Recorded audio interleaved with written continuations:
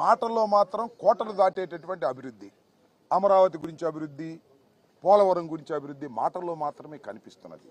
కక్ష సాధింపులు బహుశా భారతదేశానికి స్వాతంత్రం వచ్చిన తరువాత ఇంత పెద్ద ఎత్తున ఏ రాష్ట్రంలోనూ జరగనటువంటి అరెస్టులు, కేసులు పెట్టి నిర్బంధించేటటువంటి కార్యక్రమం చేస్తున్నారు. నిన్న చాలా ఆశ్చర్యకరమైన అంశం ఏంటంటే, ధనుంజయ రెడ్డి గారని సాక్షి ఎడిటర్ ఉన్నారు, ఆయన కేఎన్ఆర్ మా పార్టీలో జగన్మోహన్ రెడ్డి గారికి సన్నిహితంగా ఉండే సెక్రటరీ, మనోహర్ అనేటువంటి మా దగ్గర పనిచేసేటటువంటి జగన్మోహన్ రెడ్డి గారి ఆఫీసులో పనిచేసినటువంటి వ్యక్తి, వీళ్ళింటికి వెళ్ళి సోదాలు చేశారు. దేనికో తెలుసా? ధనుంజయ రెడ్డి గారు, కృష్ణమోహన్ రెడ్డి గారు అక్కడ దాక్కున్నారేమోనని. ఏం నాకు అర్థం కాల, పిచ్చెక్కిందే పోలీసులకు. నాకు ఏదో ఒక విధంగా అల్లరి చెయ్యాలి, ఏదో ఒక విధంగా అపాస్పాలు చెయ్యాలనేటువంటి కుట్రలో భాగంగా పోలీసులను ఆడిస్తున్నారు, పోలీసులు ఆడుతున్నారు. చిన్నపిల్లల ఆటలాగా ఆడుతున్నారు పోలీసులు. మాట్లాడితే ఎంక్వైరీకి పిలవటం, కేసులు ఎవరన్నా అరెస్ట్ చేయగానే అరెస్టుకు బెయిల్ రాకుండా ఉండేందుకు పోలీస్ కస్టడీకి పిటిషన్ పెట్టడం, ఆ పోలీస్ కస్టడీ కోసం 2 రోజులు 3 రోజులు తీసుకోవటం, ఏమీ లేకుండా పిచ్చి ప్రశ్నలు అడగటం, పంపించడం, ఇదంతా ప్లేయింగ్. ఒక రకమైన వికృతమైన ఆట లోకేష్ గారి నాయకత్వంలో జరుగుతుందనేది అందరికీ తెలిసినటువంటి సత్యం. ఇవాళ నిజంగానే మాకు ఇంత బాధలు కూడా, ఇంతమందిని అరెస్ట్ చేస్తున్నా కూడా మాకు ఒక రకమైనటువంటి ధైర్యం వస్తుంది. సమీకరిస్తున్నారు మమ్మల్ని పోలీసు యంత్రాంగము, చంద్రబాబు నాయుడు గారు, లోకేష్ గారు, మా పార్టీలో ఉన్నటువంటి వ్యక్తులందరినీ సమీకరించేటటువంటి నిద్రపోయే వాళ్ళని కూడా లెగ్గొడుతున్నారు. ఇవాళ గుంటూరుకి మా సజ్జల రామకృష్ణారెడ్డి గారు వస్తుంటే వేలాది మంది తరలి రావాల్సిన పరిస్థితి ఏర్పడింది. అంటే ఏంటి? నిద్రపోతున్న వాళ్ళు కూడా లెగ్గొట్టి, అయ్యా సజ్జల రామకృష్ణారెడ్డి గారిని అనవసరంగా తీసుకొస్తున్నారు పోలీస్ స్టేషన్ సిఐడి ఆఫీస్కి, మీరు వెళ్ళండి అని ఒక పిలుపునిచ్చినట్టుగా కనిపిస్తూ ఉంది. ఏమిటి దుర్మార్గం అని అడుగుతా ఉన్నా. చాలా దుర్మార్గమైనటువంటి కార్యక్రమాలకు ఇవాళ తెలుగుదేశం ప్రభుత్వం లోకేష్ గారి నాయకత్వంలో కక్షపూరితంగా వ్యవహరిస్తుంది. ఎన్ని కేసులండి? 1, 2, 3 కనపడిన వాడి ప్రతి మీద, వైఎస్ఆర్ కాంగ్రెస్ పార్టీలో యాక్టివ్గా ఉన్నటువంటి ప్రతి నాయకుడి మీద ఏదో కేసులో పెట్టేటువంటి కార్యక్రమం. లిక్కర్ కేసును తీసుకొచ్చారు, ఏమీ లేదు దానిలో ఎంతమందిని పెడతారో తెలియదు, ఎంతమందిని అరెస్ట్ చేస్తారో తెలియదు.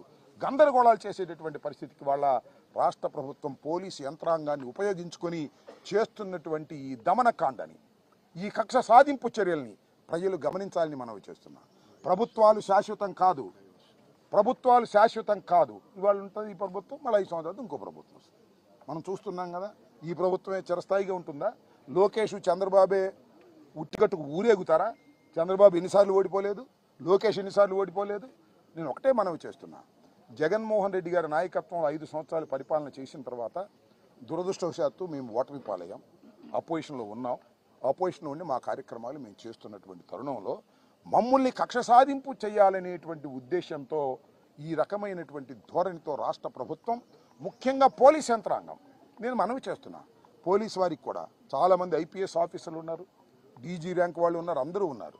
మీరు ఏ లోకేష్ చెప్పాడనో ఎవరి మీద పడితే వాళ్ళ మీద కేసులు పెట్టి అనవసరంగా తీసుకువెళ్ళేటటువంటి పరిస్థితి చేయటం, డీజీ స్థాయిలో ఉన్నటువంటి వ్యక్తిని వాళ్ళ అరెస్ట్ చేసి లోపల పెట్టేటువంటి కార్యక్రమానికి, ఒక దుష్ట సాంప్రదాయానికి మీరు తావిస్తున్నారు, దుష్ట సాంప్రదాయాలను మీరు సృష్టిస్తున్నారు.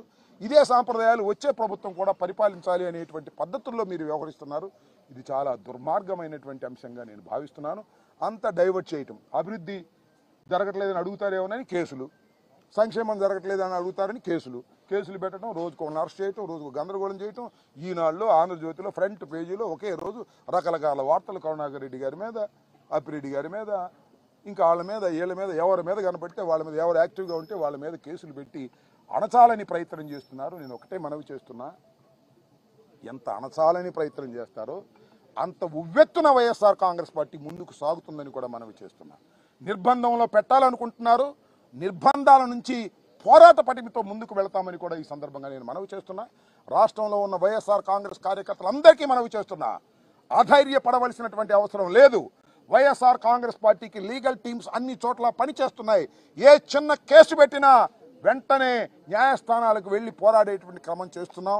ఇవాళ కృష్ణవేణి మరి 22 రోజుల తర్వాత ఒక మహిళని అరెస్ట్ చేసి తీసుకెళ్లారు. మళ్ళీ ఆమెను ఇన్వెస్టిగేషన్ కోసం మళ్ళీ అడిగారు. మళ్ళీ ఒక కేసు కాదు, ఇంకొక కేసు పెట్టారు, 2-3 కేసులు పెట్టారు. ఇది కొత్త తత్వం. లోపలికి వెళ్ళిన తర్వాత కేసులు పెడతారు, అంతకుముందు కేసులు. నాకు అర్థం కాల. ఈ రకంగా 111 వేస్తారు, ఈ రకంగా చేసి కృష్ణవేణి గారిని కూడా ఇవాళ నిన్న అనుకుంటారు రిలీజ్ అయ్యారు. 22 రోజుల తర్వాత ఒక మహిళని ఆమెను తీసుకెళ్లి ఏ విధంగా చిత్రహింసలకు గురి చేశారో ఆమె చెప్పింది. ఇష్టం వచ్చినట్టుగా మాట్లాడారు. నీ మీద ఆ కేసులు పెడతాం, ఈ కేసులు పెడతాం, ఉమెన్ ట్రాఫింగ్ కింద మీ హస్బెండ్ మీద కేసు పెడతాం అనేటువంటి పద్ధతుల్లో బెదిరించేటటువంటి ధోరణిలో పోలీసు వ్యవస్థ పనిచేస్తుంది. పోలీసు వారికి నేను మనవి చేస్తున్నా, మీరు చట్టం ప్రకారం వ్యవహరించండి తప్ప ఏ లోకేష్ చెప్పాడనో ఏ చంద్రబాబు చెప్పాడనో మీరు వ్యవహరిస్తే మీరే ఇబ్బంది పడతారు. అది గుర్తుపెట్టుకోండి. రాబోయే కాలంలో ప్రభుత్వాలు శాశ్వతం కాదు. ఈ ప్రభుత్వం ఉంటుందని మాత్రం అనుకోకండి.